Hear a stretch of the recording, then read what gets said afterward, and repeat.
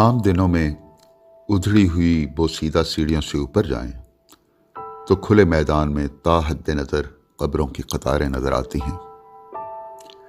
लेकिन ये सावन का महीना है। कब्रें और उन तक पहुंचने के तंग रास्ते खुदरो पौधों में छुप गए हैं। समत का अंदाज़ा करके मैं चलता गया और फिर एक बोसीदा दरख्त के करीब मुझे माँ की कब्र मिल गई। कब्र की लौ जहाँ पर नाम और तारीख़ वफ़ात दर्ज थे, घास में छुप गई थी।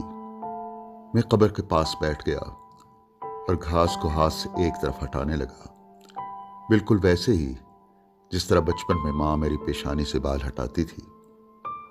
वो भी क्या दिन थे। मुझे लंबे बाल रखने का शौक़ था। एक दिन वालिद साहब ने अपने मखसूस मुशफ़िक़ाना अंदाज में बाल कटवाने का मशवरा दिया। इससे पहले कि मैं जवाब देता, माँ ने कहा, मुझे उस